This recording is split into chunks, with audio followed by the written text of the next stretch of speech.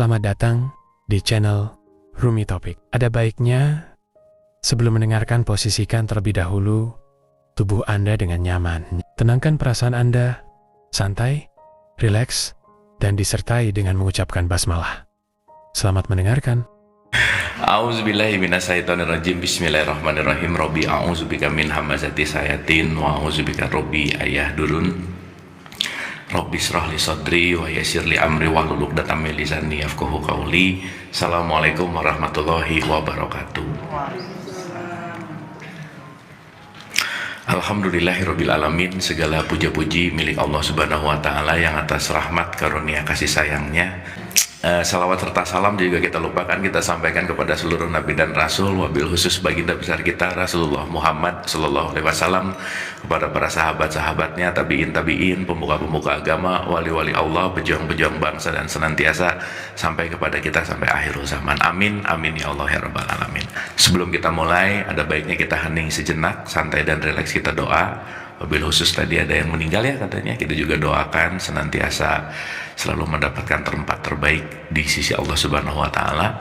Wabil khusus juga mari kita doakan ibu bapak kita, karena tanpa ibu bapak kita kan nggak mungkin ada di sini ya. Mari kita maafkan kesalahannya dan kita lestarikan kebaikannya. Dan siapapun yang terlebih dahulu meninggalkan kita, siapapun yang sedang sakit dalam keadaan musibah, senantiasa kasih sayang Allah memberikan kekuatan ketabahan. Dan wabil khusus pagi hari ini kita sama-sama munajat, senantiasa dimudahkan untuk sama-sama dialirkan kesadaran, petunjuk dan hikmah, dan kita hening sejenak agar bisa hadir utuh di sini saat ini, santai dan rileks. Al-Hadiniyah, Al-Fatihah. A'udzubillahi minasyaitonirrajim. Bismillahirrahmanirrahim. Alhamdulillahirabbil alamin, arrahmanirrahim, maliki yaumiddin. Iyyaka na'budu wa iyyaka nasta'in, ihdinas siratal mustaqim, siratal ladzina an'amta 'alaihim ghairil maghdubi 'alaihim waladdallin. Allahumma arini al-asyaha kama hiya. Amin, amin ya Allah ya rabbal alamin. Saya tadi menutup dengan satu statement atau doa yang sering disampaikan oleh Nabi Muhammad, Bu, dan ini jarang diketahui. Ada satu statementnya menarik sekali dan super keren menurut saya. Allahumma arini al-asya'a kama hiya. Apa sih artinya? Ini bagus banget artinya. Artinya gini, Bu. Ya Allah, berikanlah aku kekuatan untuk melihat seapa adanya. Untuk melihat seapa adanya.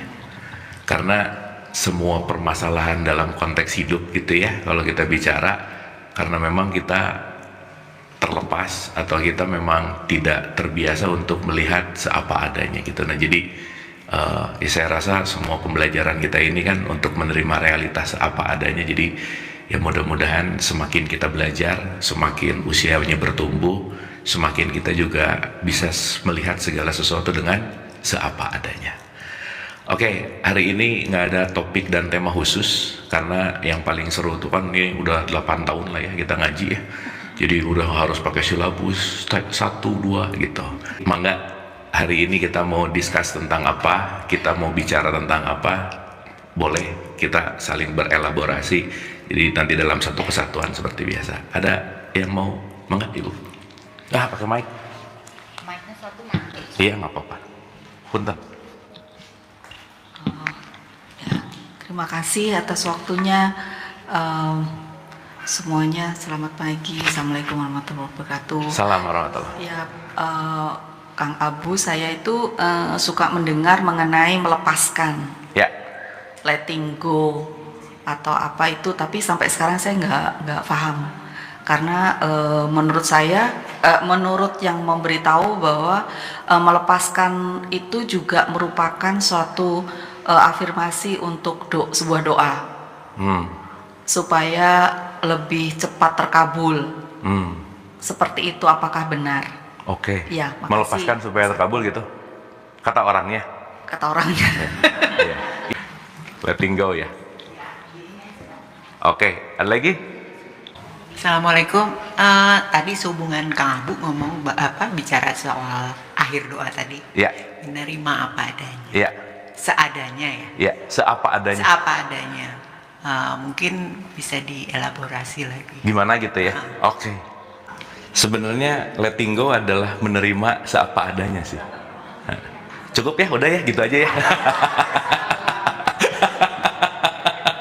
Nggak usah panjang-panjang, ngaji mah nggak usah lama-lama ya. Yang penting ngerti dan diamalkan kan. Makasih Bu. Ada lagi? Seapa adanya ya. Ini keren banget sih. Coba ya kebayang ya ibu-ibu, Nabi Muhammad aja masih selalu memohon, Allahumma arini al-asya kamai.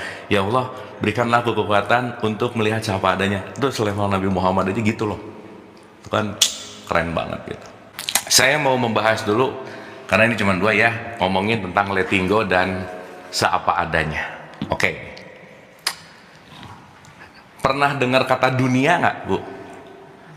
Pernah? Kalau di tradisi Islam kan doa sapu jagat itu kan pernah dengar ya? Robbana atina fid dunya hasanah wa fil akhirati hasanah wa qina adzabannar. Ini kan rata-rata doa kadang-kadang cuman bunyi tapi nggak ngerti isinya gitu. Kadang-kadang cuma jadi tradisi tapi tidak menjiwai gitu. Nah, perlu disadari ya.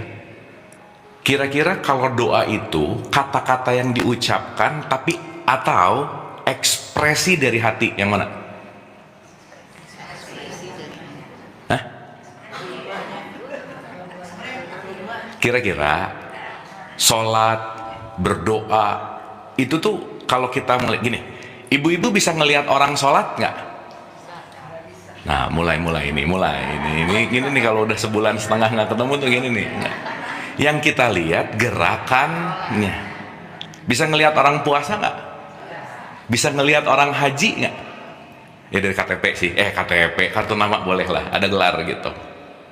Nah sekarang pertanyaannya, sholat, puasa, umroh, apapun konteksnya, itu dalam wilayah ritual. Kira-kira ritual itu, kalau di level ini ya, ini kan itu udah 8 tahun nih, mungkin di level awal-awal diajarin gerakannya gini, ininya gini, itu semua adalah ragawi gitu. Tetapi yang perlu kita sadari, ucapan, gerak, dan seterusnya sebetulnya adalah refleksi dari apa yang ada di dalam gitu. Karena ketika mulut mengatakan Allahu Akbar tapi hatinya penuh dengan kebencian, ya nggak Allahu Akbar juga sih gitu. Dapat nggak? Berarti ketika kita berdoa, doa itu kan bukan urusan bacaan formal yang disusun seperti kata-kata yang dibacakan.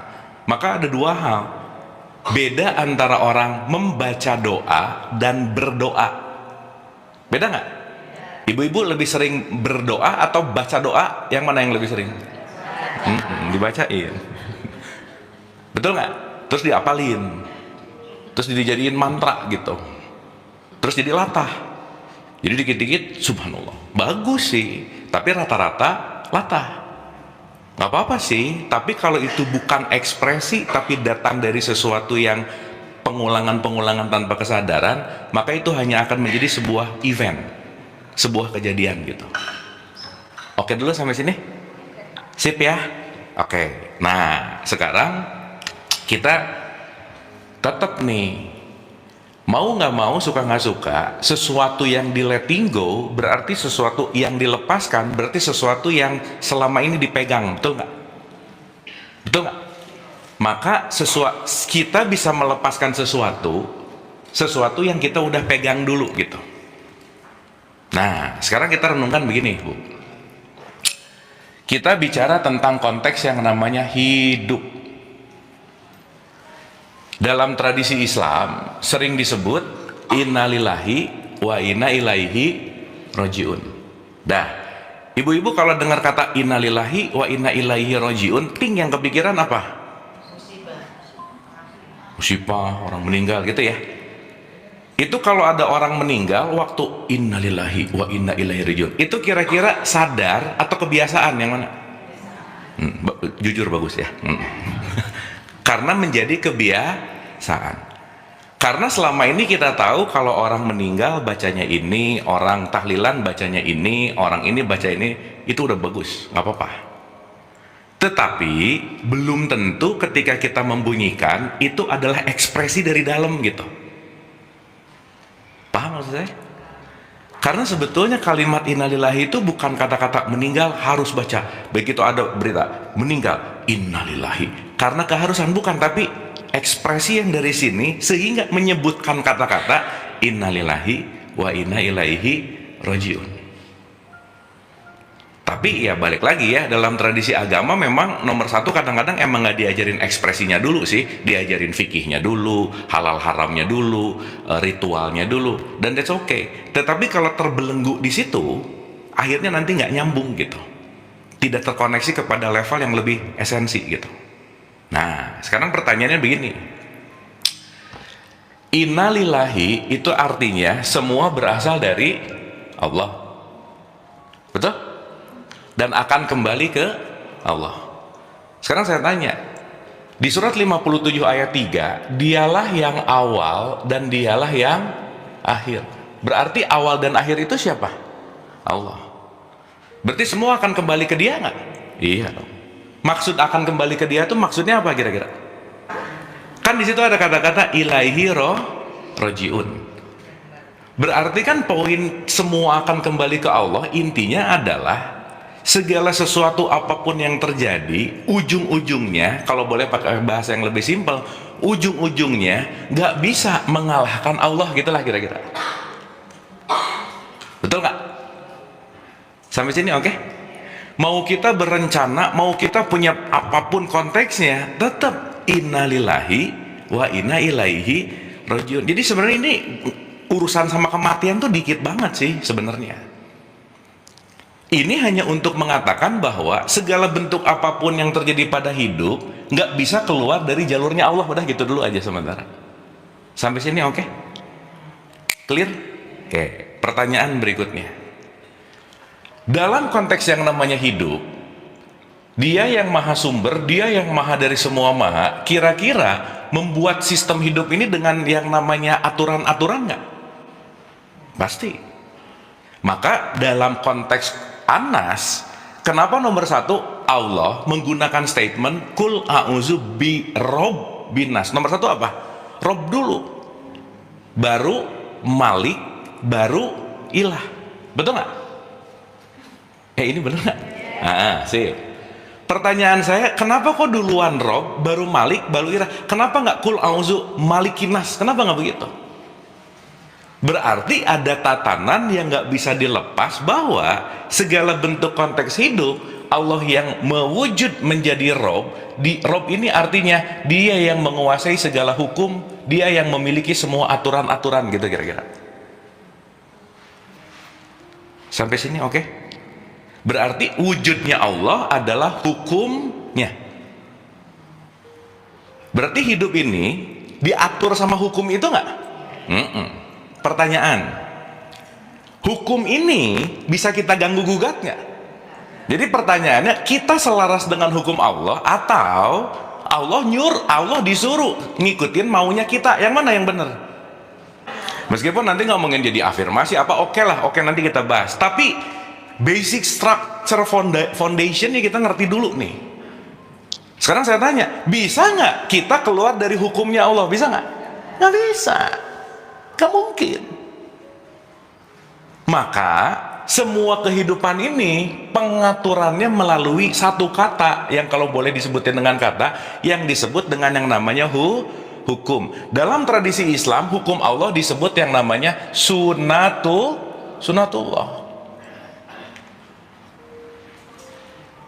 Berarti maaf nih, siapapun yang hidup di dalamnya tidak bisa lepas dari hukum itu. Maka Bu, Allah bukan penghukum, tetapi Allah memiliki hukum. Pernah nggak ada kata-kata Allah sedang menghukum aku? Pernah gitu nggak? Sebenarnya Allah menghukum kita nggak? Contoh-contoh, aduh begitu dapat sesuatu yang kurang enak langsung Allah sedang memberikan aku azab misalnya. Bu, hidup ada ujian nggak?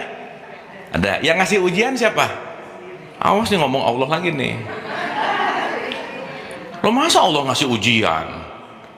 Kan Allah itu cuman memberikan sebuah sistem, kita belajar di sistemnya gitu kira-kira. Jadi kalau ujian itu berarti nggak balance sama sunatullah itu? Berarti ketika kita merasa mendapatkan ujian, ada sesuatu yang tidak sesuai dengan keinginan kita nggak? Betul nggak? Berarti pertanyaan saya, semua yang datang ke kita, yang menentukan siapa? Kita. Maka sunnatullah tertinggi dalam kehidupan, salah satunya adalah hukum konsekuensi. Berarti ujian dari kita sendiri dong. Iya dong. Kan yang milih ibu yang nyesel ibu, sok rasain ya. Ih tahu gitu dulu, nggak bisa, udah yang milih kok gitu. Betul nggak? Cuman karena kita nggak sadar pertanggungjawaban ini ke kita langsung Allah memberikan aku ujian, lah yang ngerjain kamu gitu. Berarti sekarang saya tanya, ibadah buat siapa? Diri sendiri. Sholat buat siapa? Diri kita sendiri. Mau dilakukan apapun bukan buat siapa-siapa, karena kenapa? Hidup urusannya, kata kuncinya, my life is my making. Titik. Hidupku tergantung apa yang aku pilih, hidupku tergantung dari apa yang aku resonansikan keluar. Itu yang akan kembali gitu. Apalagi nanti kalau udah agak buruk-buruk dikit, ada kambing hitam namanya setan, Bu. Aduh, ini diganggu setan sih gitu. Setan disalahin coba besok-besok. Ya. Kalau tadi bilang yang terjadi itu akibat dari hukum Allah yang itu konsekuensi, tapi di Quran ada kan? Aku akan uji kalian dengan sisi ketakutan, kelaparan, apa? Ya, sekarang saya tanya, ketakutan, kelaparan apa, itu semua yang akan terjadi pada kehidupan kita nggak kira-kira? Iya, berarti ketakutan, ujian, kelaparan, kekurangan harta, itu kurikulum hidup nggak kira-kira? Iya. Bu, maaf ya, saya pinjam dari terminologinya budaya Jawa, Bu. Jawa ini punya satu filsuf yang keren banget, namanya Ki Ageng Suryo Mentaram. Dia selalu ngomong gini, keren banget, berkaitan sama pertanyaan Ibu. Hidup itu rumusnya mulur mungkret, kata dia. Kadang seret, kadang lancar, kadang dapat, kadang hilang. Maka selevel apapun hidup nih, dari kelas AA plus VVIP, VVVVIP sampai kelas kerehore paling bawah gitu kira-kira, semuanya, setiap siapapun itu kelasnya, hidup itu cuman sebentar seneng, sebentar sedih, udah gitu. Sebentar seneng, sebentar susah, sebentar happy, sebentar sad gitu. Dah. Berarti akan selalu terjadi nggak kira-kira? Sama siapapun juga nggak kira-kira? Berarti hukum ini akan bergerak dan akan terjadi sama universal nggak intinya? Makanya nanti kelak si hukum sunatullah ini disebut hukum universal yang namanya hukum semesta gitu. Makanya universe itu kan dari kata uni itu kesatuan, unity, verse itu ayat-ayat Tuhan gitu. Makanya ayat-ayat Tuhan yang menjadi hukum, itulah yang disebut hukum semesta.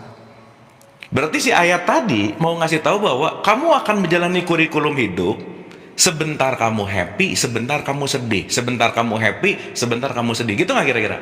Sok dibuka ayatnya, surat 2, 155. Dan kami pasti akan menguji kamu dengan sedikit ketakutan. Sedikit apa? Ketakutan. Pasti ada ketakutan nggak dalam hidup? Pasti. Lanjut. Kelaparan, kekurangan,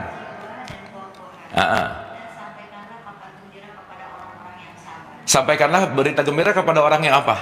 Berarti orang yang sabar yang gimana, Bu?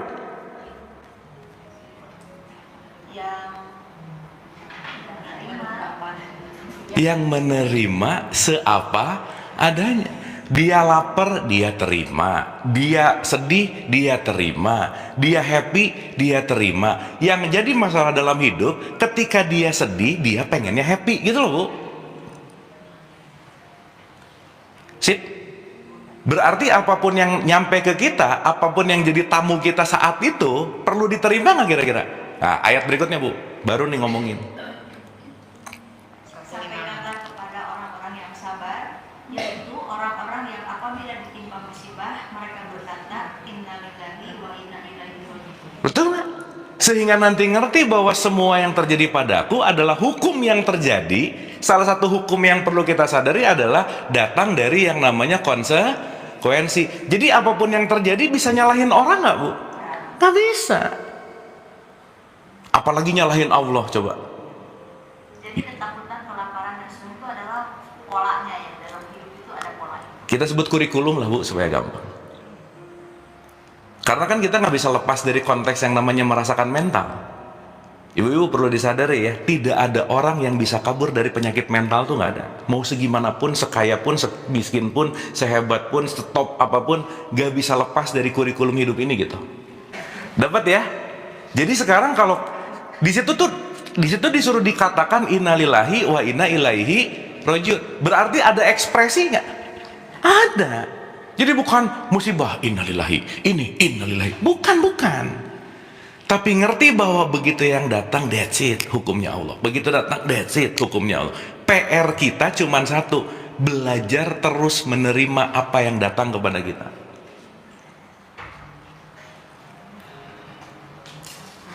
Sampai sini oke? Oke? Ya. Kalau tadi dikatakan kita harus belajar untuk menerima apa adanya, kita harus move on gitu ya. Ya. Cuma banyak juga kan dari kita ini yang sulit sekali untuk move on. Ya. Nah itu apakah artinya kita selalu tidak pernah belajar dari apa yang kita sebagai konsekuensi kita? Ya. Dan kita stuck di situ aja, atau apa ada yang bisa kita lakukan? Karena kan itu yang bisa berubah dari kita sendiri ya. Betul. Bisa interference dari orang lain. Betul. Itu bagaimana untuk kita bisa keluar kayak quicksand gitu loh ya rasanya. Ya. Itu seperti apa gitu? Itu kepada orang lain atau kepada diri sendiri? Kenapa? Kepada orang lain atau kepada diri sendiri? Sulit move on diri sendiri ya? Oke. Orang lain saya nggak komen. Yuk, sip. Nah, nanti kita bahas ya. Bu, maaf ya, orang tuh banyak yang sekarang obesitas pengetahuan, tapi nggak dialamin, nggak dikerjain, ya jadi hidupnya gitu-gitu mulu gitu. Artinya, untuk bisa merubah, untuk bisa melakukan move on, mau nggak mau, suka nggak suka, nomor satu, perlu yang namanya pengetahuan, itu nomor satu. Karena kekurangan pengetahuan akan lebih banyak meningkatkan kekhawatiran dalam hidup. Maka orang yang khawatir berlebih, nomor satu, basic desainnya adalah kekurangan pengetahuan. Nah, mungkin jawaban ini akan terjawab otomatis 30 menit kemudian, gitu ya Bu ya? Oke. Karena nanti akan ke situ. Sampai sini oke dulu? Sampai sini oke dulu? Sekarang saya tanya, berarti hukum yang namanya hukum semesta, hukum yang namanya hukum Rob, hukum yang namanya hukum sunatullah ini udah nggak bisa diganggu gugat aja, betul nggak? Yes. Nah, perjalanan hidup sebetulnya adalah selalu belajar selaras dengan hukum ini gitu. Makanya Bu, hukumnya tuh satu. Ini kalau dalam bahasa yang sering kita dengar, hukum itu bahasa Hebrew-nya tuh namanya Torah. Torah itu kalau dalam bahasa terjemahannya disebut Taurat, gitu. Pernah dengar nggak? Nah, Taurat itu kan bukan masalah buku, bukan. Torah itu artinya the law, gitu. Sekarang saya tanya, si hukum ini berarti perlu ada yang mengajarkan nggak kira-kira? Iya, maka hukumnya satu, tapi melalui pendekatan-pendekatan yang berbeda, gitu. Karena setiap nanti manusia, dia akan mengalami yang namanya evolusi, peradaban, pengetahuan dengan konteks yang namanya dinamis. Maka salah satu hukum yang berikutnya disebut hukum dinamis gitu. Contoh, saya kasih contoh.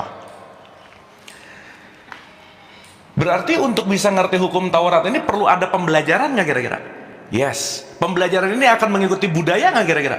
Yes. Budaya ini akan mengikuti perkembangan manusia nggak kira-kira? Yes. Artinya terjadi A, budaya B, budaya C, budaya D, E, dan seterusnya. Setiap budaya ini nanti akan menciptakan bahasanya sekarang yang sering disebut namanya jadi agama gitu.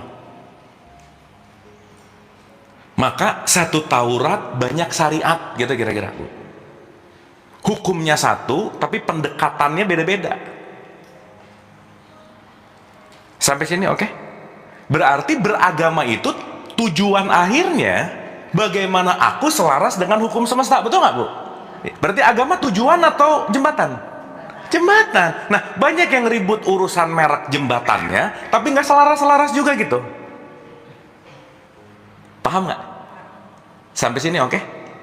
Jadi ketika A datang, oke, pendekatannya kemana? Mengikuti hukum Taurat. B datang, pendekatannya kemana? Mengikuti sunatullah. Semua agama adalah jembatan supaya kita selaras dengan hukum semesta. Makanya dalam tradisi Islam rumusnya segitiga sama sisi. 1, hablum minallah. 2, hablum minanas. 3, hablum minal alam. Antara Allah, sesama manusia dan alam, selaras nggak kira-kira? Ya, dalam bahasa kerennya ini disebut kosmos gitu, selaras. Inilah yang disebut rahmatan lil alamin. Kalau pinjam di teman-teman Bali, ini disebut Trihita Karana, harmony with God, harmony with nature, harmony with people. Sama nggak kira-kira? Sama. Semuanya tidak bisa lepas dari kata kuncinya adalah harmoni. Harmoni itu bahasa kerennya disebut kosmos. Maka semesta ini disebut kosmos. Kosmos itu artinya apa? Semua dalam keteraturan. Makanya disebut agama. A itu tidak, gama itu kacau. Jadi beragama supaya apa? Sekarang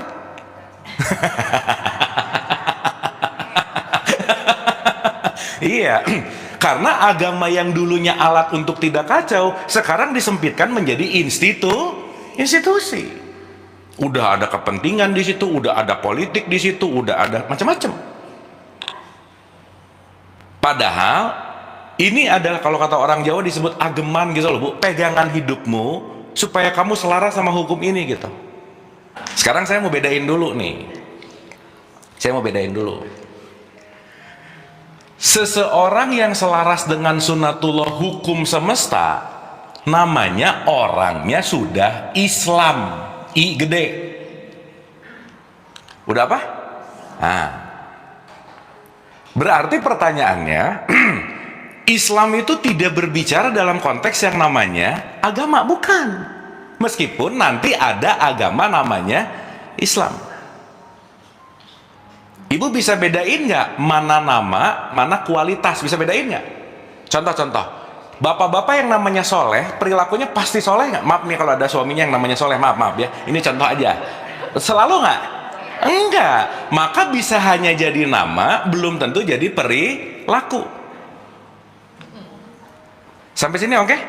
Berarti Islam itu nama atau perilaku? Dua-duanya. Di satu sisi, kenapa saya pakai I besar? Karena orang yang Islam adalah orang yang selaras sama tiga ini. Itu namanya Islam. Sekarang saya tanya, bisa nggak orang yang KTP-nya Islam tapi nggak selaras? Bisa nggak? Berarti dia cuma menggunakan label Islam, belum tentu memiliki sifat Islami gitu. Sampai sini oke? Makanya kalau di Quran ada kata-kata inna dina indallahil Islam. Yang paling diridhoi adalah sikap Islam, bukan agamanya. Karena orang beragama Islam belum tentu memiliki sikap Islam. Itu artinya apa Bu? Berserah kepada hukum. Kalau berserah kepada hukum kira-kira banyak komplain nggak? Kan berserah. Kejadiannya apa? Ya udah. Kejadiannya apa? Ya udah. Begitu kalau ada gini, itu berserah nggak kira-kira?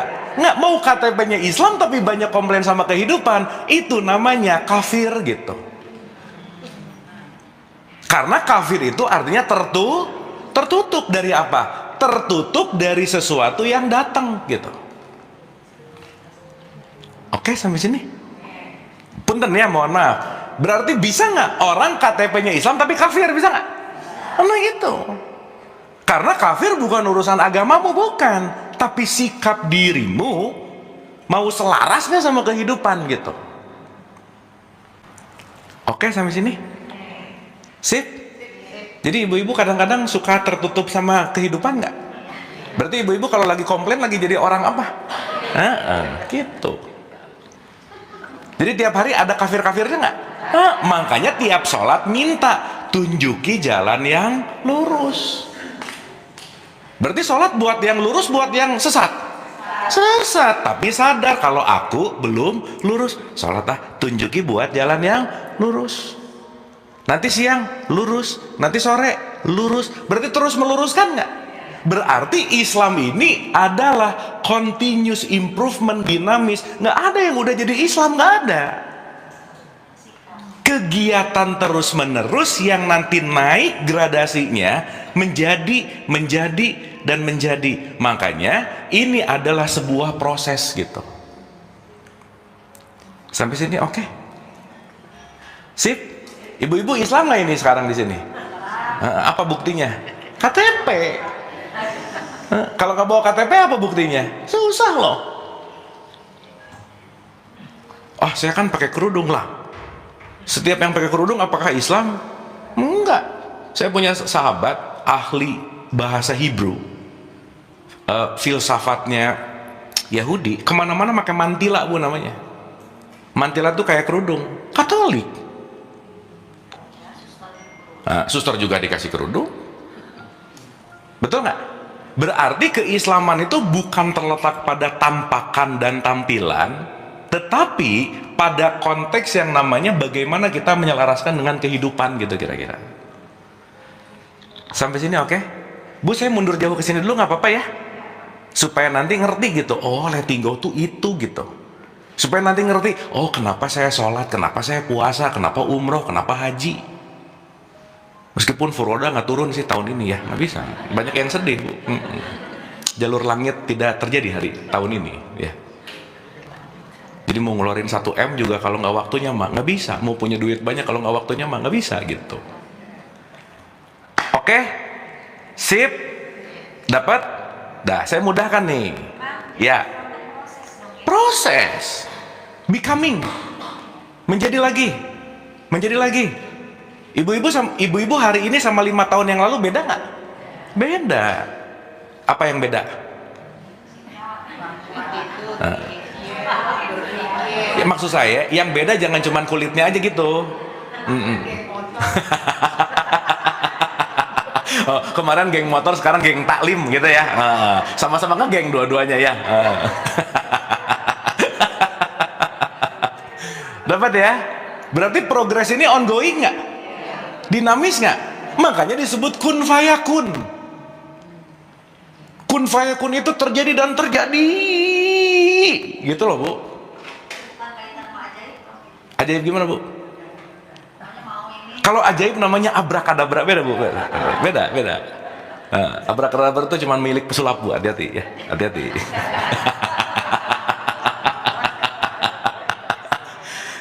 Nggak ada, semuanya berdasarkan proses, nggak bisa. Jadi kalau sekarang Allah maha menghendaki, iya sih, tapi jangan lupa Allah juga quote and quote ya, dia nggak akan dalam tanda petik nggak akan melanggar hukumnya. Gitu. Sehebat-hebat apapun melahirkan tetap perlu 9 bulan gitu. Kun fayakun jadi kan enggak. Semuanya wilayah Nah, saya mau garis bawahi dulu ya supaya kita santai dan rileks dalam hidup, Bu. Hidup pada dasarnya adalah udah. Hasil mah nggak penting, Bu. Kenapa coba? Tidak pernah ada hasil yang salah.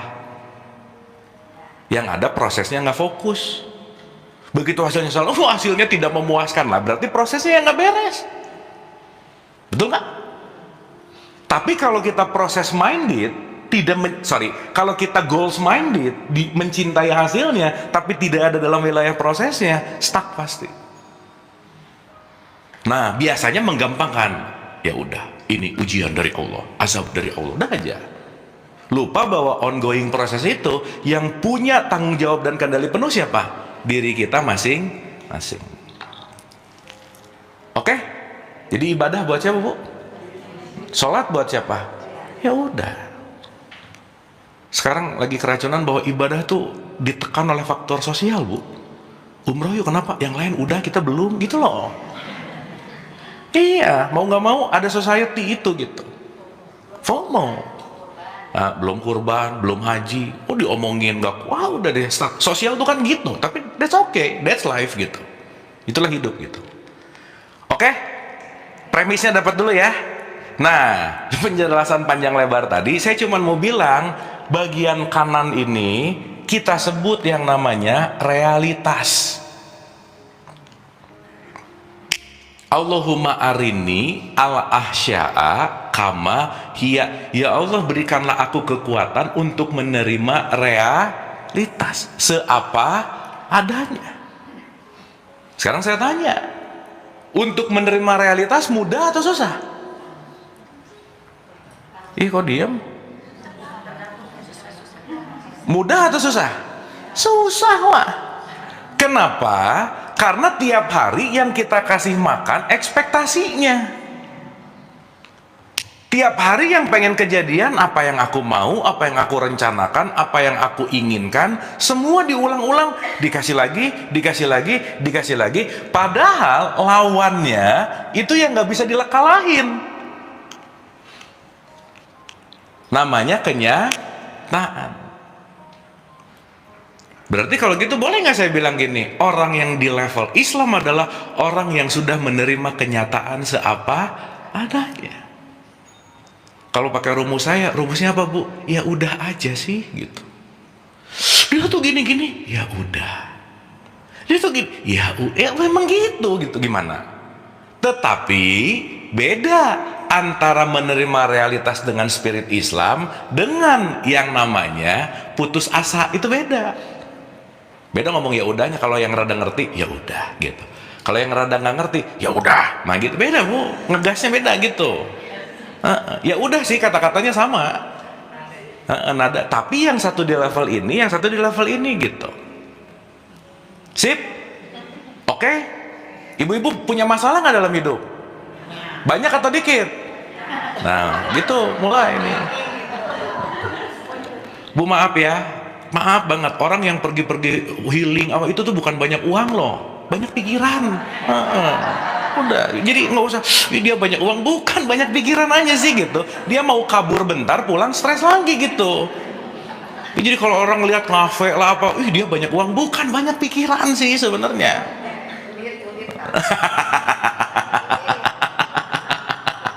Julid ya, ngelihat postingan orang liburan, kita lagi kerja, ya, nah gitu mulai itu gitu. Nah, ya. Ini kan kita hidup itu bagaimana kita menerima realitas. Yes. Apakah misalnya kita di sholat, Ya. kita tidak boleh meminta akhirnya. Boleh. Itu meminta berarti apa yang kita inginkan. Betul. Bukan apa, pasrah istilahnya. Betul. Tapi sekarang yang saya tanya, yang kita minta itu relevan nggak sama hari ini gitu? Itu aja sih. Gini, Bu, saya mau nanya, coba ya. Ini Allah, ini kita. Kan kita suka ngomong sok lagi sholat. Ya, ini sholat tuh kayak yang iya gitu. Allahu Akbar. Inna sholati wa nusuki. Gitu ya. Wah, ya. Tapi nggak ngerti gitu isinya. Pokoknya itu aja. Di situ menekankan bahwa ya Allah, aku adalah hamba. Betul? Nah, sekarang saya tanya, kalau Allah ini dalang, kita ini wayang, kira-kira dalang ngatur wayang atau wayang ngatur dalang? Nah gitu. Jadi pun dalam berdoa, kalau bisa nanya dulu, ya Allah saya harus doa apa ya gitu. Misal, sekarang yang didoain kebanyakan keinginan-keinginan Allah atau keinginan-keinginanku?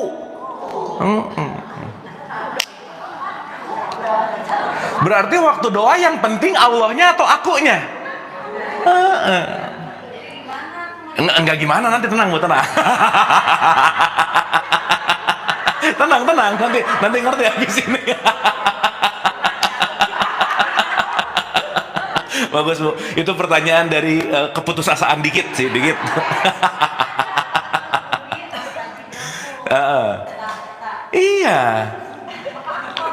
Iya, gini, kabul itu bukan masalah doamu, bukan.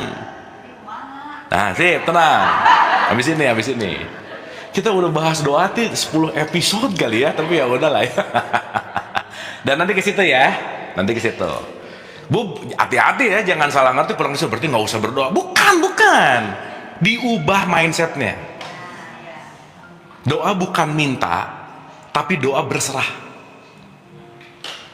Meskipun, maaf loh ya, ayat-ayat Quran ini kan berlapis-lapis, Bu.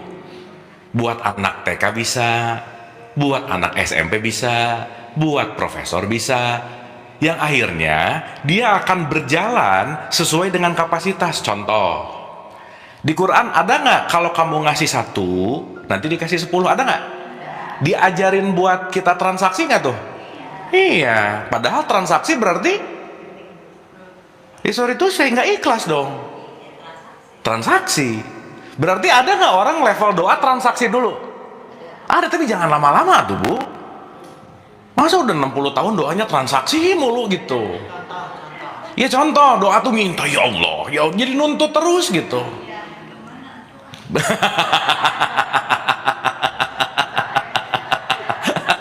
Ya tenang. Nah, gini, kan kita mau ngomonginnya esensi nih ya. Redaksi mah Ibu terserah lah. Tapi yang jauh lebih penting saat kita berdoa adalah sikap hatinya nanti. Oke? Nah, nanti kita ke situ ya, ingetin. Itu pelan-pelan kejawab lah pokoknya. Ini dulu oke nggak nih? Supaya nanti realize bahwa ya ampun ternyata selama ini kenapa hidupku tuh begini, begitu, diulang-ulang lagi. Cuman satu, aku nggak belajar nerima realitas, udah gitu aja. Karena, maaf ya, frekuensi yang sama akan menimbulkan kejadian yang sama. Jadi kalau pola pikirnya sama, mindsetnya sama, kesadarannya sama, ilmunya di situ-situ juga, berarti realitas hidupnya akan sama terus nggak kira-kira?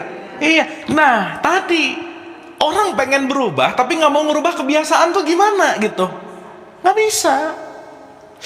Pulang dari sini tuh tahu ya bener gini gitu. Jangan lupa Bu, taunya itu memengaruhi kita cuman 1%. Karena tiap hari yang memengaruhi kita 99% itu program ekspektasi yang sudah dibangun seumur hidup gitu. Makanya berubah itu susah, gak mudah gitu. Oke, sip, paham dulu sampai sini? Nah, sekarang saya tanya. Ulang dulu lah sekali lagi ya, sekali lagi. Nah, sekali lagi. Jadi hidup urusannya Allah punya hukum namanya sunatullah, ini semua namanya realitas. Sampai sini oke?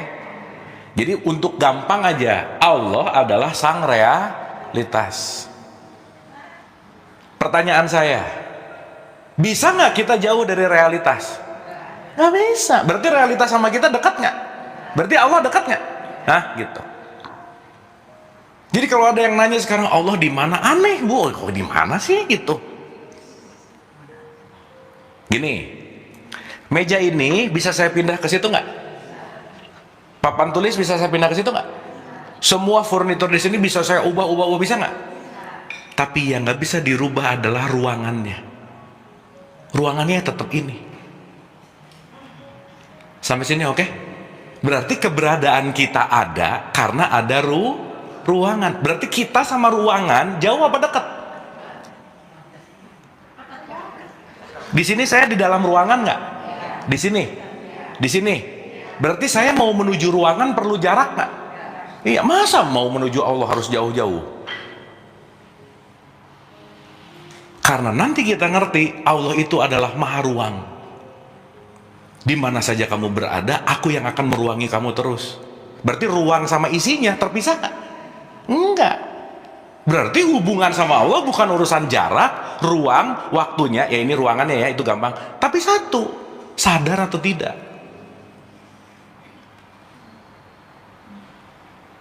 Oke? Oke nggak ini? Gimana Bu? Ya, kesadaran itu kan alat yang kita punya. Tapi Allah itu yang menaungi, mewadahi kesadaran itu gitu. Bu, kalau kita nggak ada ruang, ada kita nggak? Nggak ada. Berarti ruang itu yang mewadahi kita nggak? Iya dong. Berarti kita ada di dalam ruang itu nggak kira-kira? Iya. Maka dia disebut sang maha hidup gitu. Maka di Quran disebut 50 ayat 16, aku lebih dekat kepadamu dari urat lehermu. Berarti kita sama Allah dekat apa jauh? Nah, selama ini kalau ngomong dekat apa jauh? Dekat. Itu tuh informasi gitu loh Bu. Tahu dari mana dekat? Kemarin pengajian dapat infonya gitu. Tapi nggak ngerti gitu loh. Paham ya? Sip ya? Nah, berarti Allah akan mewujud dalam keseharian kita bentuknya apa? realitas. Peristiwa, kejadian. Ini semua adalah wujud-wujud yang datang ke kita tiap saat gitu kira-kira. Pertanyaannya, mau menerima realitas atau tidak? Nah, kita udah ngerti. Oh, yang datang ke kita kembali kepada tingkat yang namanya konsekuensi gitu. Sampai sini oke? Dapat ya?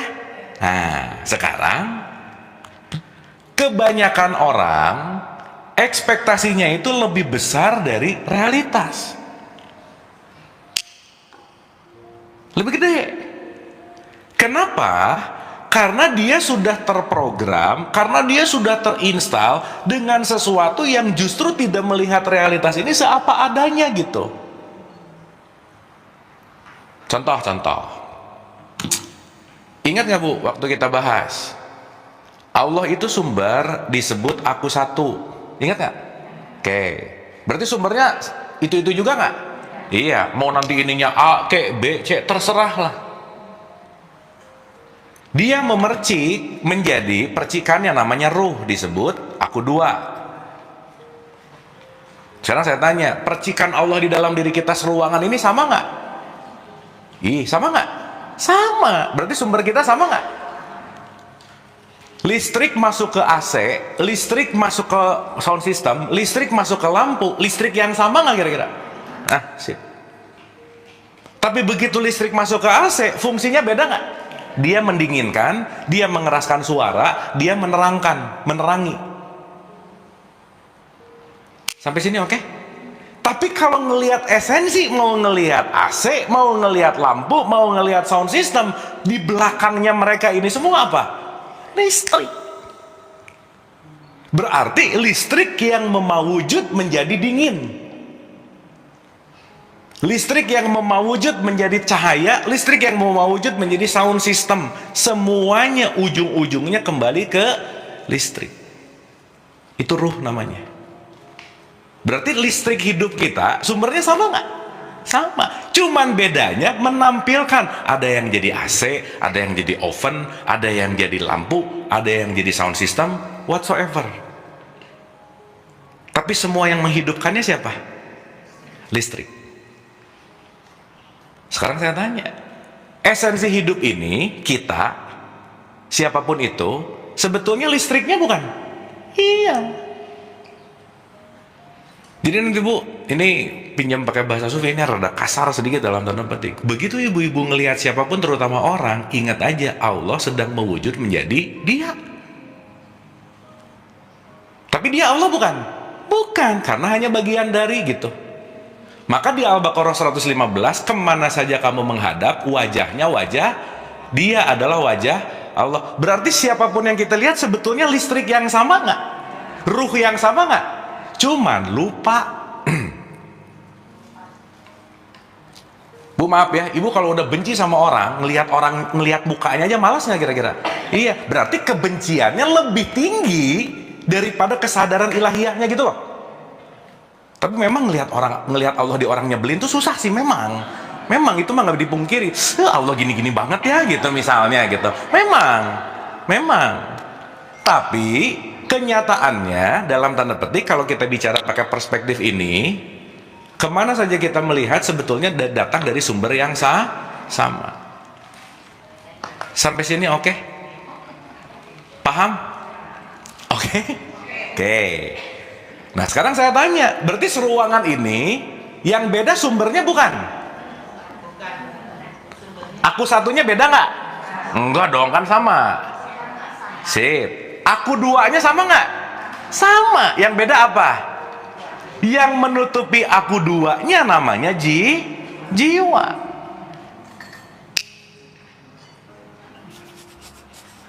Sampai sini oke? Nah, dari aku dua ke bawah, jiwa sama tubuh, ini udah pasti nggak ada yang sama.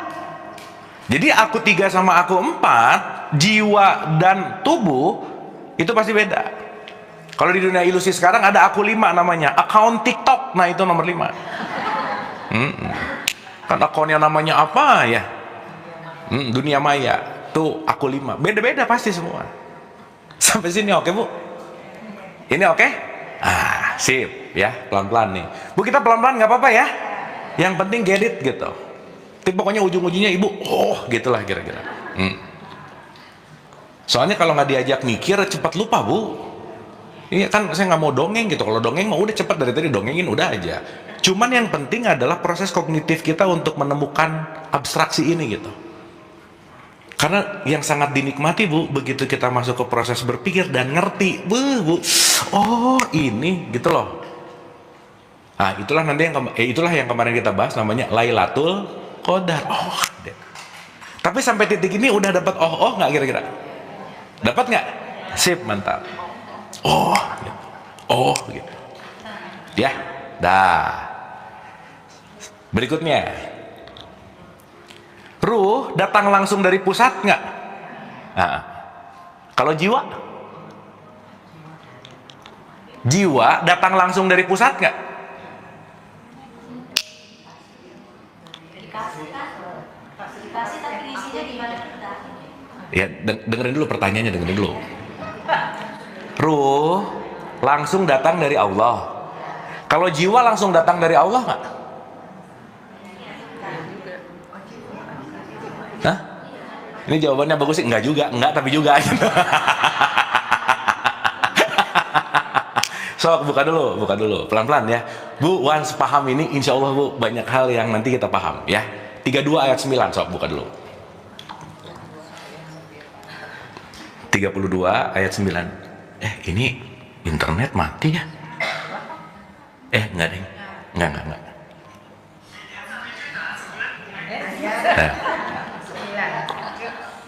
32 ayat 9. Sok dibuka. Kemudian dia menyempurnakannya dan meniupkan roh. Oke, yang ditiupkan apa? Kalau ditiupkan berarti satu tiupan nggak? Kalau satu tiupan berarti sumber sama yang ditiupkan sama nggak? That's it. Lanjut. Meniupkan roh adalah ciptaannya ke dalam tubuhnya. Oke, terus? Dia menjadikan Tahan dulu. Dia menjadikan apa? Pendengaran, penglihatan, dan hati. Kalau pendengaran, penglihatan, hati ditiupkan atau dijadikan? Berarti kalau ditiupkan dan dijadikan beda atau sama? Beda. Oke? Contoh. Kayu sumber bahan bakunya. Dijadiin gini namanya apa, Bu? Dijadiin itu namanya apa? Pintu. Ada meja, ada pintu. Sekarang saya tanya, kalau kita mulai pakai pandangan agak lebih dalam, Ibu udah nggak ngelihat meja dan pintu, tapi melihat kayu. Paham nggak? Berarti ketika saya ngelihat ini meja, ini pintu, secara otomatis ya, second by second, begitu ngelihat ini langsung ngomong apa? Begitu ngelihat itu langsung ngomong apa? Tapi melupakan kayunya gitu. Paham? Berarti yang datang dari pusat dalam tanda petik kayunya atau mejanya. Berarti kayu yang dijadikan, nah gitu. Kayu yang dijadikan pintu. Berarti Bu, kalau orang udah melihat abstraksinya lebih dalam lagi, begitu ngelihat, ya ini kayu, itu juga kayu, itu juga kayu, itu juga kayu. Kemana saja aku menghadap, aku melihat, nah gitu. Paham nggak nih? Ini kalau nggak paham juga, buset dah aja pokoknya. Sip? Nah sekarang saya tanya, semua ini sang hidup bukan? Semua ini energinya minimal. Iya, berarti energi. Ada nggak yang bukan energi? Diliputi nggak kita? Mungkin jauh nggak sama energi itu? Nggak mungkin. Dapat Bu? Sip ya? Jadi maksud saya, begitu kita ngerti ini, bukan Allah tuh bukan kemana gitu, bukan. Jadi perjalanan ke Allah itu bukan linear dari A ke B, nggak linear gini, enggak. Kalau A ke B, di sini nggak ada Allah, ini Allah, di tengah-tengah nggak ada Allah dong, betul nggak? Ya nggak? Berarti menuju kepada Allah itu bukan dari linear A ke B, bukan, tetapi dari kesadaranmu yang luar ke dalam, ke dalam, ke dalam, ke dalam. Makanya nanti disebut tawaf gitu kira-kira. Maka tawaf itu melampaui 7 level kesadaran. Makanya tawaf nanti 7 keliling. Salah satu pemahamannya begitu. Dah, sampai sini oke? Sip? Ulang. Jadi ruh langsung datang dari pusat nggak?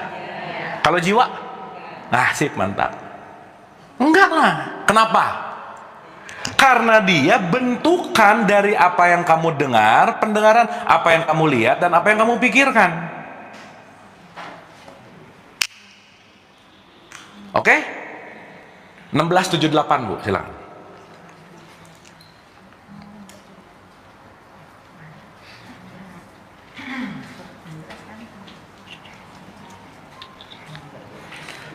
Nah, surat 16 An-Nahl ayat 78. Ya.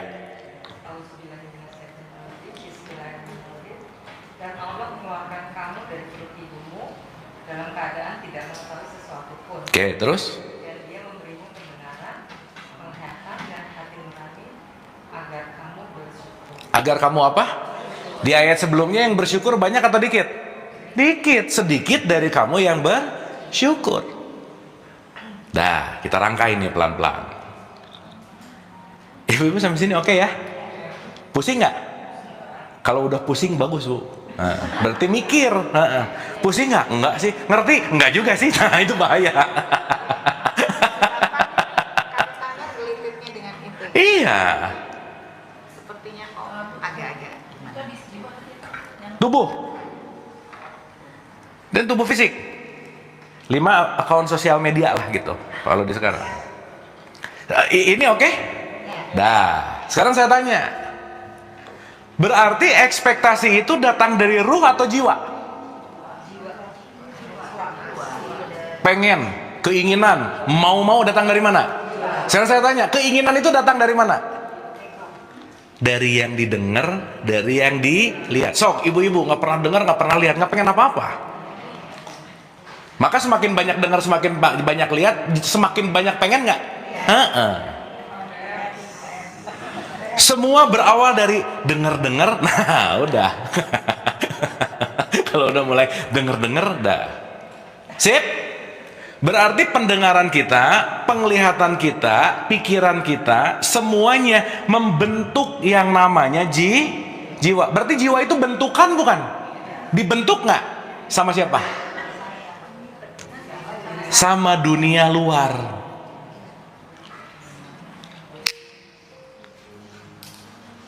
Maka saya sering sebut nih, dunia luar ini adalah dirimu yang bukan sejati. Saya sering sebut dunia luar ini namanya pihak lain gitu. Contoh, begitu brojol, ada ibu ada bapak. Ibu ngasih tahu sesuatu, bapak ngasih tahu sesuatu. Berarti ada pihak lain yang mengisi jiwa kita, betul nggak? Yes. Makanya kita nggak tahu apa-apa, tiba-tiba diinstal sama lingkungan. Berarti lingkungan memengaruhi kita nggak? Yes. Berarti semakin si pihak lain ini ngisi jiwa kita, ruh ini semakin ketutup sama pihak lain ini, berarti semakin tinggi ekspektasi nggak? Semakin tinggi ekspektasi, semakin sulit menerima realitas.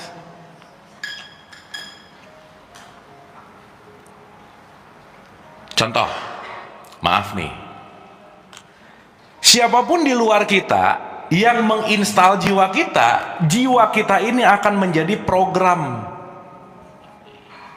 Salah satu program yang terjadi adalah keyakinan.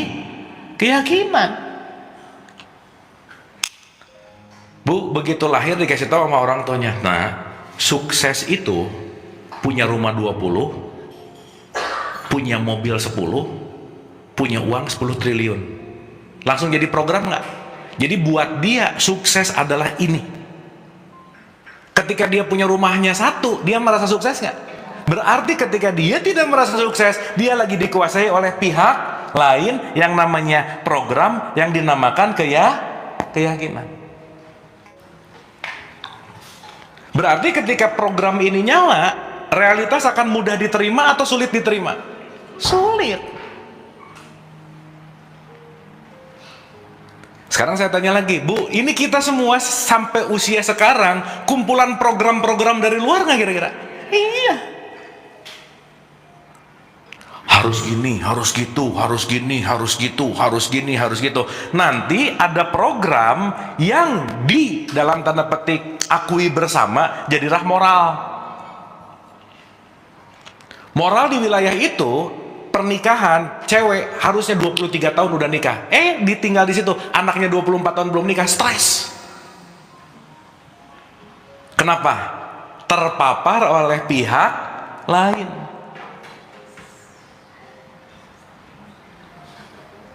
Contoh lagi, moral di wilayah itu, orang yang keren adalah orang yang hidungnya mancung. Si anak ini terlahir hidungnya pesek. Berarti begitu dia pesek, dia tidak menerima dirinya karena kenapa? Dari pihak lain infonya adalah yang keren adalah yang mancung. Begitu dia ketemu temennya dipanggil, woi pesek, sakit hati nggak? Dia sakit hati gara-gara hidungnya pesek atau sakit hati gara-gara dia merasa bahwa tidak baik karena lingkungan yang keren itu adalah yang mancung. Begitu nggak Bu kira-kira? Iya. Berarti singkat cerita Bu, maaf ya, kita dari lahir sampai sekarang terpapar virus pihak lain ini nggak kira-kira? Udah gitu. Makanya susah nerima realitas karena kenapa? Dari dulu tuh aku udah yakinnya gini. Keyakinan itu nggak akan selalu menang karena yang selalu menang adalah kenyataan. Berarti kalau yang selalu menang kenyataan, yang diberesin kenyataannya atau keyakinannya? Keyakinannya ganti dong. Jangan-jangan selama ini keyakinan aku yakin banget tapi tidak relevan dengan yang namanya kenyataan. Sampai sini oke? Aduh, oke nggak ini? Paham ya? Oke? Nah, contoh lagi. Nih, anak lahir Bu, suci nih dalam tanda petik. Dia otomatis fitrah total, ruh gitu, fitrah. Begitu lahir, ketemu ibunya mewarnai dia nggak? Ketemu bapaknya mewarnai dia nggak? Ketemu temannya mewarnai dia nggak? Berarti dia diwarnai oleh semua lingkungan luarnya yang bukan dirinya. Betul? Maka orang craving pengen jadi orang lain, tapi di satu titik dia mulai bertanya, aku tuh yang bener yang mana ya gitu. Makanya ibu-ibu maaf ya, saat kita mengidolakan seseorang, lama-lama kita akan jadi kayak dia. Pun sebaliknya, saat kita benci sama orang, lama-lama kayak dia juga gitu loh. Nah, jangan salah. Kenapa? Baik yang kita suka ataupun yang kita benci mewarnai diri kita nggak? Iya. Jadi kita kehilangan warna asli nggak? Confused gitu. Masuk ke dalam society. Yang keren itu tasnya harus ini, yang keren itu ngopinya harus di sini, yang keren itu ini. Ini kan brand mainnya di sini nih. Sehingga membentuk satu community yang quote and quote itu akan mewarnai diri kita, yang kita akan kehilangan warna aslinya gitu. Sampai sini oke? Sampai sini oke? Ya, saya to the point-nya gini supaya gampang aja. Si titik-titik warna ini akan mengeluarkan banyak keharusan. Dah gitu aja. Harusnya, udah Bu. Ibu kalau banyak harusnya dalam hidup, stres aja udah. Pokoknya, maka harus dan pokoknya itu datang dari mana? Datang dari si pihak lain yang memprogram kita, yang bisa jadi tabrakan dengan yang namanya kenyataan. Sampai sini oke? Sampai sini oke? Lama-lama keyakinan kita terus nggak yang pengen terjadi? Berarti kalau keyakinan terus yang pengen terjadi, anggap aja kita dikuasai oleh ego. Bahasa gampangnya ego ini sering disebut ilah. Realitas ini disebut Allah. Maka begitu la ilah Artinya apa? Tidak ada semua programku, tidak ada semua keinginanku yang akan terjadi, pasti realitas. Baru di situ kita tauhid namanya gitu. Bu, maaf ya. Kalau seseorang yang akhirnya terus-menerus menuhankan ilahnya, dia akan menolak Allah nggak kira-kira? Maaf ya Bu ya, ketika seseorang, contoh gini lah. Ini sampai sini dapat dulu ya. Contoh-contoh. Orang ini punya mindset, kalau dagangan dia lakunya 100, aku baru sukses. Berarti waktu dia dagangannya lakunya cuma 5, dia ngeluh nggak kira-kira? Iya. Besok pengen dagang 100, kenyataannya lakunya 5. Kira-kira bahagia atau sedih?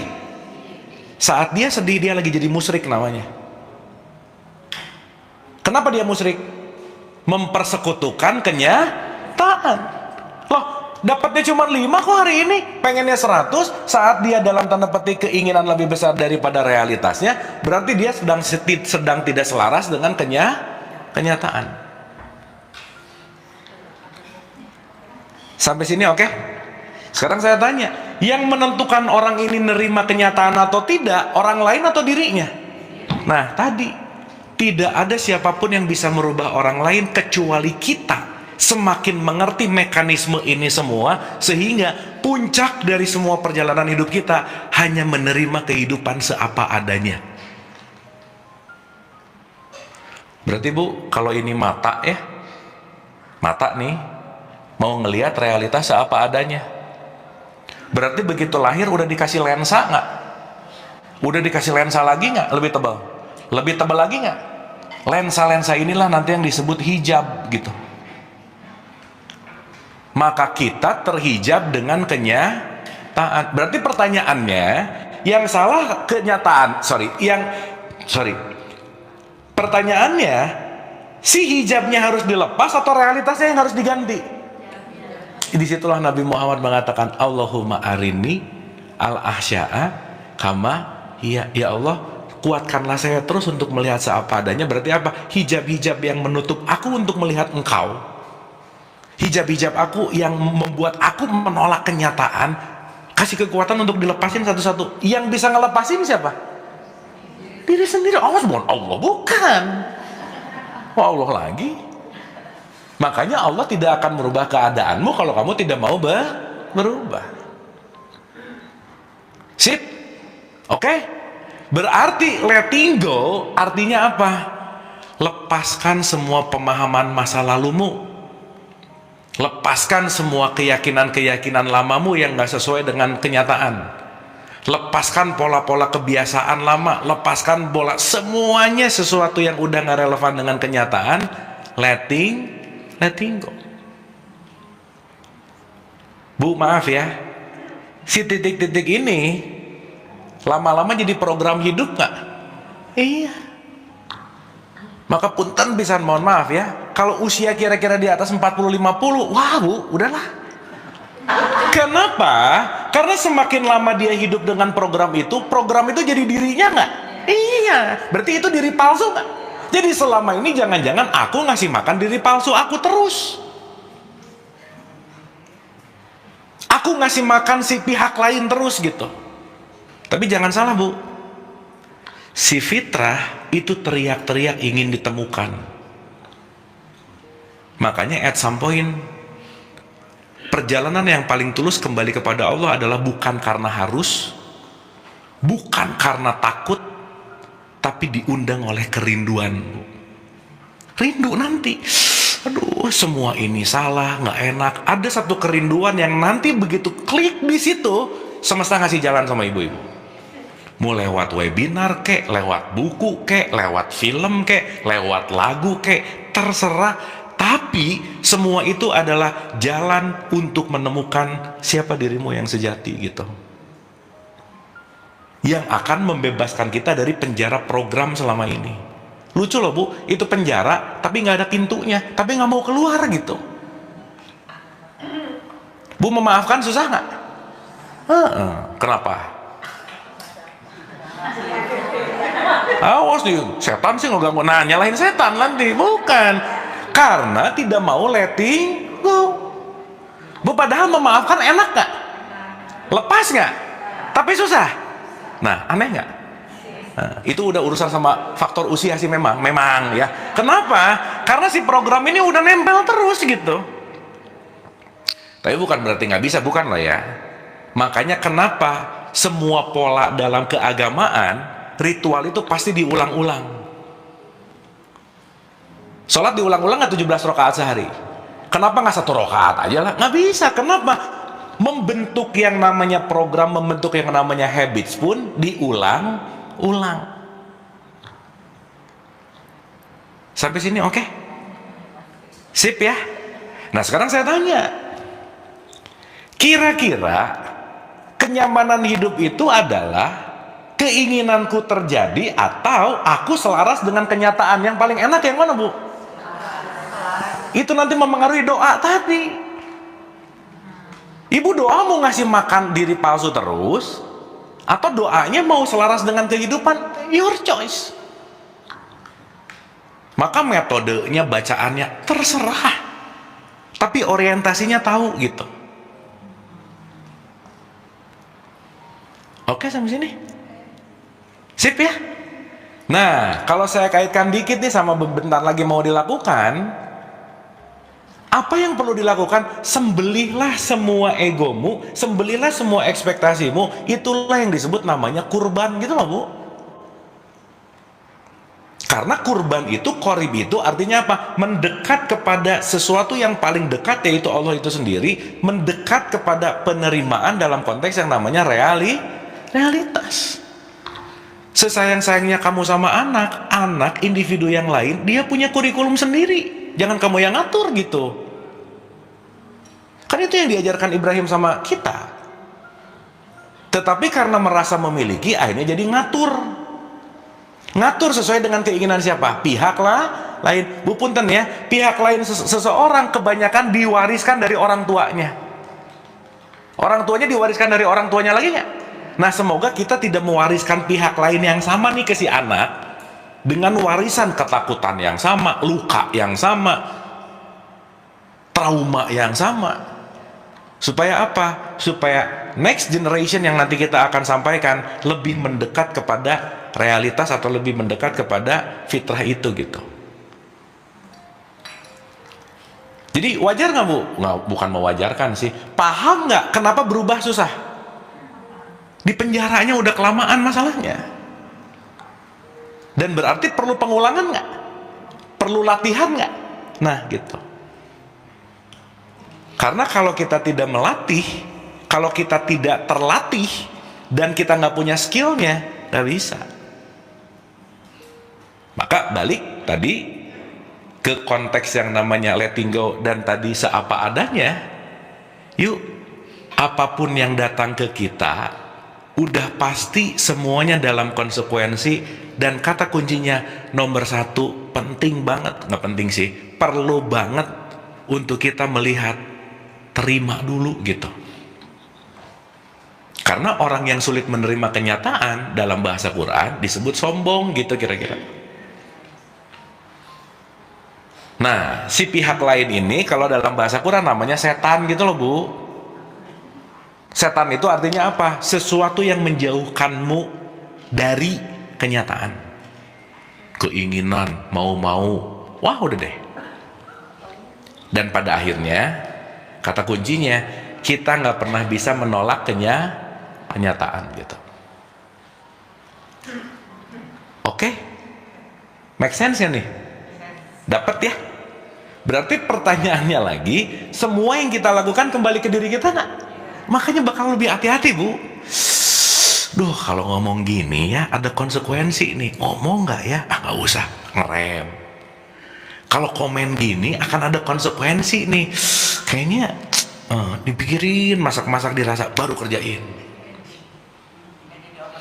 Nggak jadi overthinking. Kan yang sering saya tanya, ibu ini sering berpikir atau banyak pikiran? Yang mana? Udah kelihatan sih, nggak apa-apa lah. Berarti kalau banyak pikiran, jarang berpikir, muter-muter di pikiran. Gitu. Kan kalau nanti pakai bahasa Ibu, bola lampu Bohlamnya itu fisik, aku 4. Oke? Ketika ada listrik yang nyambung, itulah ruhnya kita. Kualitas jiwa itu wattnya. Tapi yang menentukan dia nyala atau tidak, saklarnya nih. Nah, pikiran ada di sini. Maka pikiran, perasaan, dan emosi nggak bisa lepas. Itu perlu kita regulasi. Karena listrik mah selalu ada. Tapi kalau nggak di switch on, nggak nyala lah gitu. Nah, semakin wattnya naik, semakin menerangi nggak kira-kira? Berarti semakin kualitas jiwanya oke, semakin menerangi nggak kira-kira? Maka kata kuncinya, nggak bisa nggak Bu? Semua ujung dari apa yang kita pelajari nggak bisa nggak. Value kita sebagai manusia, Nabi Muhammad cuma menjawab statement simpel, khairun nas anfa'uhum linnas. Orang yang paling terbaik adalah orang yang paling bermanfaat. Tapi jangan jadi kayak lilin gitu, membakar diri untuk menghangatkan orang lain, jangan. Beresin dulu ke dalam gitu, sehingga dia bisa menerangi keluar. Berarti potensinya ke dalam nggak kira-kira? Iya, makanya itu disebut perjalanan haji, perjalanan ke dalam dirimu gitu. Sip ya? Sip. Berarti letting go, lepaskan pemikiran lama salah satunya. Lepaskan sifat-sifat lama, lepaskan kebiasaan-kebiasaan lama. Dan itu nggak mungkin instan, Bu. Karena untuk menjadi kebiasaan kita saat ini dibentuk seumur hidup. Nah sekarang ibu-ibu tinggal cek and recheck, kebiasaan mana ya bulan ini yang harus diubah gitu. Kebiasaan apa nih yang paling mengganggu gitu. Kan masing-masing beda. Betul nggak? Sehingga ketika kita merubah ini semua, belief systemnya dirubah, POV-nya dirubah, point of view-nya, paradigmanya dirubah, selesai. Nah, jadi kalau tadi ada kata-kata attraction, saat kita merubah sudut pandang, kehidupan berubah nggak Bu? Udah beres. Dari dulu ngelihatnya di sini mulu, pindah dikit, ternyata nggak gitu ya, gitu loh Bu. Berarti yang rubah realitasnya tuh sudut pandang kita. Dari dulu juga realitasnya itu terus. Ibu pernah ngejaman, pastilah ya, Nokia 7650 Bu, dulu the best Nokia waktu itu. Sama iPhone 17 nanti September mau keluar, megapikselnya beda nggak? Dari dulu bunganya itu juga, cuman megapikselnya yang berubah gitu loh. Berarti realitasnya sama, cuman ketajaman kita untuk mengikro realitasnya yang beda gitu. Oke? Itu berarti pikiran perasaan itu membentuk diri saya yang bukan sebenarnya kan? Bisa jadi. Bisa jadi. Ya saya berarti. Betul. Jadi kaitannya doa Robbana atina fid dunya itu mau minta yang supaya kita balik ke realitas. Karena akhirat itu adalah realitas, dunia itu adalah ekspektasimu gitu loh Bu. Jadi jangan mikir gini, semoga nanti di akhirat ini kelamaan atau mending harus nanti. Ibu makan cabenya sekarang, diarenya juga ya sekarang lah, masa diarenya nanti di akhirat? Enggak lah. Nah, ini lagi tidak berbicara tentang geografis. Bukan. Sesuatu yang akhir itu kan ujungnya kembali kemana? Realitas. Sip. Ibu pengen surga sekarang, pengen surga nanti? Ya kalau nanti juga nggak ada yang mau duluan sih, bener nggak? Sok duluan, nggak mau.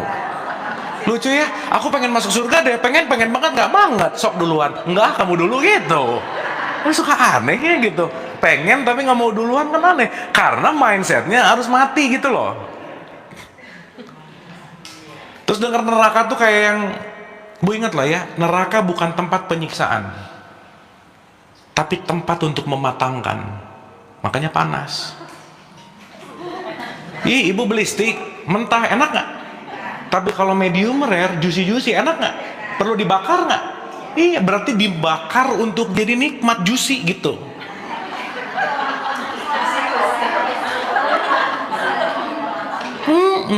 Jadi mau masuk surga, mau masuk neraka, ada ruginya nggak? Enggak. Yang satu dimatengin, yang satu menikmati. Loh, hidup kan nggak bisa lepas gitu. Setiap hari pasti ada neraka. Sok buka ayatnya 1971 Bu. Nah, jadi ingat. Nggak bisa nggak mau, pasti masuk Bu. Ibu nolak juga pasti neraka mah ada. 71. Karena kalau nggak dimatangkan kita nggak tumbuh. Neraka tuh diperlukan.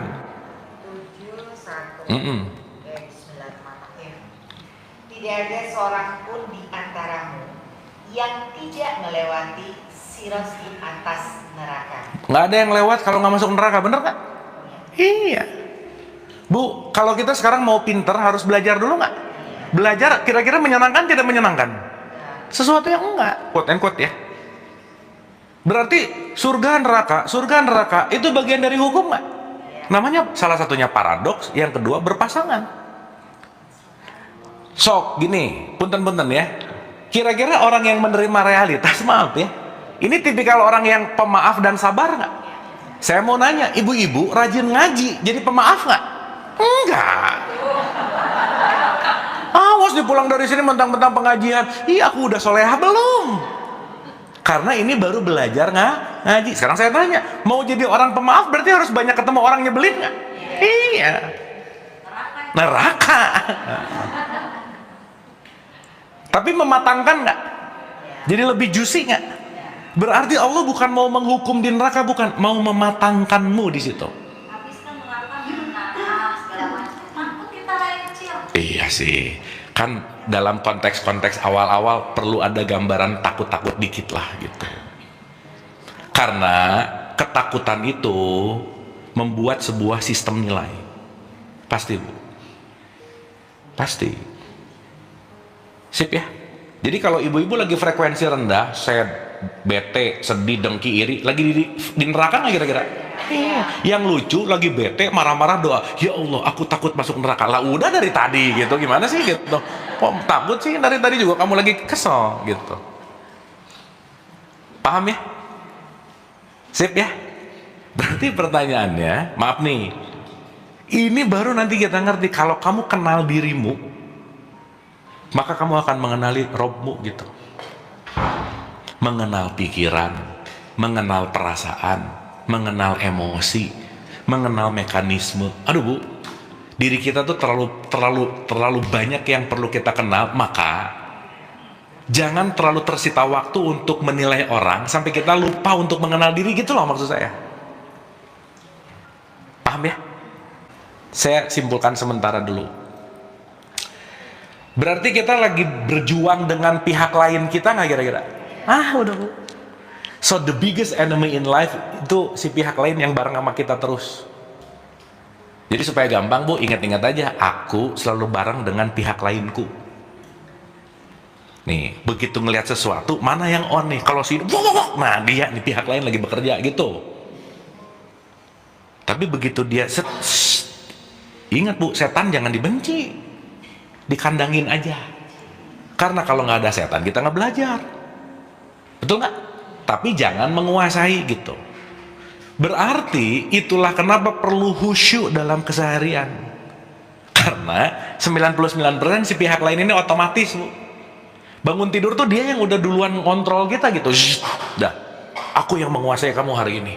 Pengen ini, pengen itu, pengen ini, pengen itu, pengen ini, pengen itu gitu. Nah sekarang gimana caranya penguasaan dia yang 99% diturunin pelan-pelan. Sekarang bagian aku ya. Aku udah gak mau lagi nyimpen remote control happy di dia, maka aku mau maafin dia aja. Oh dia berontak pasti, nggak bisa. Dia kan lebih muda. Oh, banyak alasan Bu, si pihak lain tuh, udahlah jago aja. Kan dia yang salah. Kan kamu yang lebih tua. Kan kamu yang ibu, dia yang anak. Wah udah Bu, ini jagoan aja udah. Supaya membuat si diri asli kita nggak muncul gitu kira-kira. Sip ya. Maka at the end of the day, quote and quote, perjuangan panjang adalah perjuangan melawan si pihak lain ini gitu. Itu sih poin utamanya. Nah sekarang saya balik lagi nih, yang bisa meletting go pihak lain siapa? Udah Bu, ibu jangan pengen ada orang yang tiba-tiba nolong, tiba-tiba bikin gimana, nggak bisa Bu. Jangan minta quote and quote ya, nggak ada yang bisa nolong kita pada akhirnya gitu, mau siapapun. Karena yang akan paling sayang sama diri kita, ya diri kita sendiri. Yang paling care sama diri kita, ya diri sendiri. Maka make a good relationship sama dirimu sendiri gitu. Sebelum sibuk silaturahmi keluar, ke dalam dulu gitu. Jangan-jangan keluar bagus silaturahminya, ke dalam nggak beres gitu. Oke? Sip? Dapat? Paham ya? Berarti ngerti nggak Bu kenapa segala sesuatu ada auzubillahi minasyaitonirrajim? Paham nggak? Semoga pihak lain. Ibu pernah nonton film Venom nggak? Ya, si Eddie Brooke itu kemana-mana bareng Venom tuh, gitu. At some point dia dibutuhkan juga sih, dibutuhkan. Udah, ini tinggal yang mana nih yang akan menguasai dalam keseharian gitu. Oke? Jadi nggak pusing lagi doa ya, udah, cuma tahu lah pokoknya. Silakan. Metodenya gimana, tata caranya gimana, formalitasnya gimana, yang paling perlu adalah sikap hatinya gitu. Dan saat kita sadar bahwa tidak ada nikmat yang lebih baik kecuali selaras dengan kenyataan, udah Bu. Dah aja. Gitu. Nah, maka yuk perkuat dengan knowledge, latih dengan laku, selaras dengan semesta gitu. Udah. Makanya tiap agama pasti ada ritual-ritual untuk latihan, ya udah pasti aja. Sip.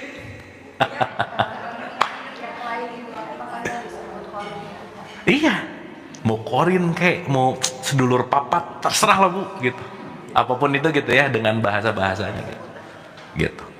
Tapi jangan jadi mistis ya. Kan kadang-kadang suka gitu ya. Aduh, aku tuh bareng sama penunggu gitu misalnya. Penunggu apa sih ya? Gitu. Kalau korelasinya antara yang sedang sakit itu artinya adalah kita supaya bisa letting go, orang selalu bilang bahwa udahlah itu karena pengguguran dosa-dosa.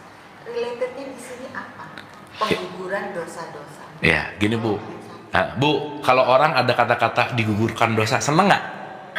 Seneng, udah bikin seneng aja sih Bu. Iya. Aku sakit, udah sakit itu digugurkan. Dia ada rasa-rasa terobati nggak kira-kira? Iya. Padahal dia mau sakit puluhan tahun tapi nggak merubah kebiasaan, sama aja nggak? Iya, kan bukan itu poinnya. Ditanya anak soalnya. Ya apapun itu. Jawabannya. Jadi kalau sakit digugurkan nggak dosanya kira-kira? Ya bukan itu gitu. Tapi kira-kira dengar itu ada yang menyenangkan nggak? Nah udah, gitu loh Bu. Karena pada dasarnya Bu ya, semua yang kita cari dalam hidup itu ya yang nyaman sama kita, udah gitu aja. Nah itu menyamankan di awalnya. Nah cuman kalau dengan pemahaman ini lebih dalam, oh oke, gini loh. Saat asalnya sibuk dikasih sakit jadi diem. Waktu diem dia nggak terlalu banyak lihat, dengar, mulai nih main-main kesini gitu. Oh ini. Dosa itu kan penyesalan tuh, salah satu artinya. Sehingga begitu dia, Bu sakit hal baik atau hal buruk saya mau nanya? Enggak, netral. Tergantung pihak lain ngelihatnya. Betul nggak? Bisa nggak orang lagi sakit dapat pencerahan? Bisa. Sehingga ketika habis sakit dia tidak melakukan hal yang sama gitu loh Bu. Tapi maaf nih ya, lagi sakit tiap hari ngeluh, marah-marah, ya enggak juga sih gitu, enggak gitu. Tapi ya udah dimudahkan, kamu sakit digugurkan dosa. Gitu. Menyenangkan aja ya. Menyenangkan. Ya itu buat lucu-lucuan aja sih Bu. Quote and quote gitu. Supaya oke. Tapi ada tapinya. Nanti di dalamnya agak lebih dalam gitu. Oke. Sip. Ibu-ibu ini get something nih. Serius? Mantap. Emang kamu ada coba.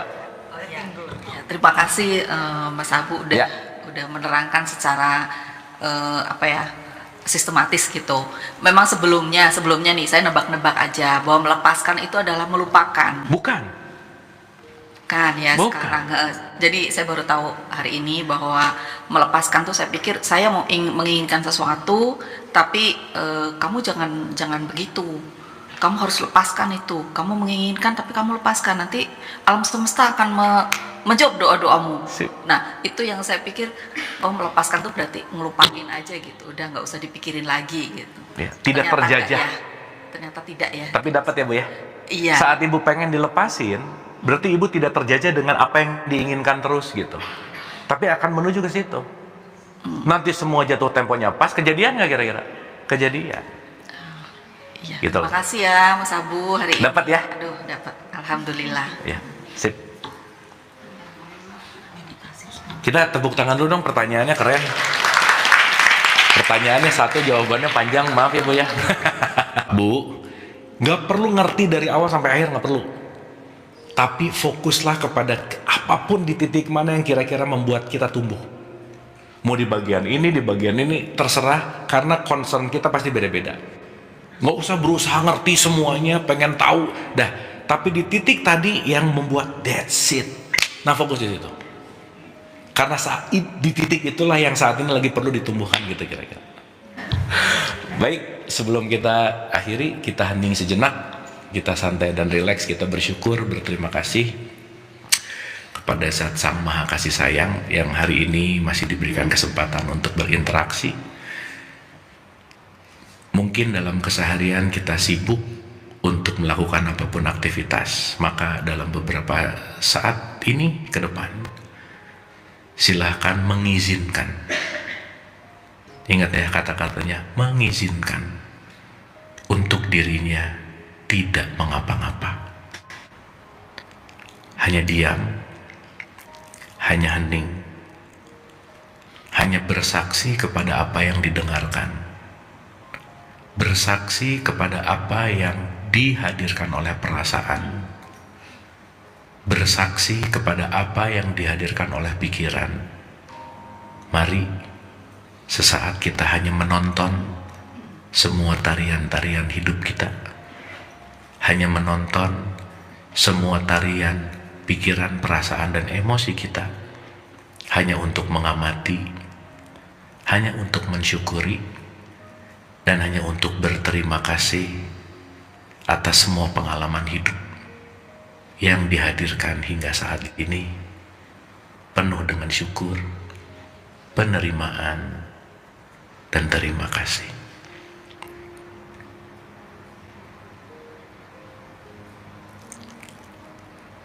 Hanya santai, tidak perlu dipaksa, tidak perlu dikondisikan, hanya tidak mengapa-ngapa,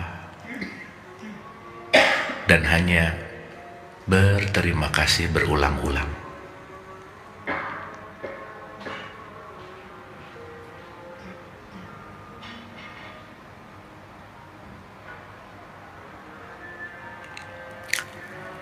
Wahai jiwa-jiwa yang tenang, istirahatlah sejenak.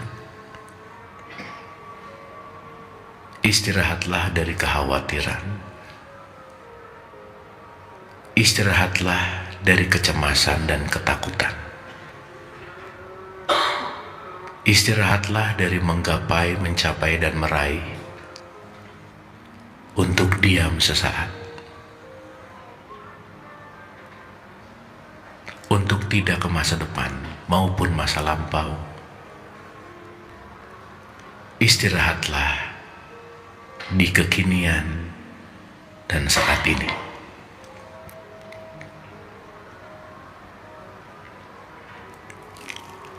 Biarkan pendengarannya mendengarkan yang dia mau. Hanya bersaksi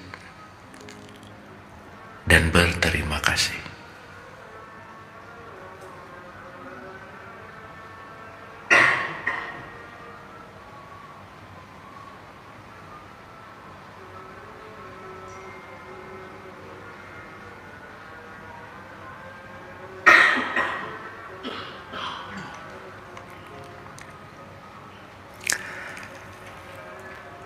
Al-Hadiniyah Al-Fatihah. A'udzubillahi minasyaitonirrajim. Bismillahirrahmanirrahim. Alhamdulillahirabbil alamin. Ar-Rahmanirrahim. Maliki yaumiddin. Iyyaka na'budu wa iyyaka nasta'in. Ihdinas siratal mustaqim. Shiratal ladzina an'amta 'alaihim ghairil maghdubi 'alaihim waladdallin. Allahumma rabbik firli wali walidayya warhamhuma kama rabbayani shaghira. Rabbana atina fid dunya hasanah wa fil akhirati hasanah wa qina adzabannar. Wa adkhilnal jannata ma'al abrar. Ya Aziz ya Ghaffar ya Rabbal alamin. Subhana rabbika rabbil izzati amma yasifun. Wassalamun ala mursalin. Walhamdulillahi rabbil alamin. Anda telah menonton video ini hingga di penghujung video. Semoga video ini bermanfaat untuk Anda, serta dapat menjadikan diri Anda lebih baik dari hari kemarin. Nantikan video kami selanjutnya. Terima kasih. Bismillah. Assalamualaikum warahmatullahi wabarakatuh. Bulannya telah menguasai hati. Apa kalau kita hakikatnya cinta ini adalah kita lihat levelnya isinya para bahwa yang isinya antara teman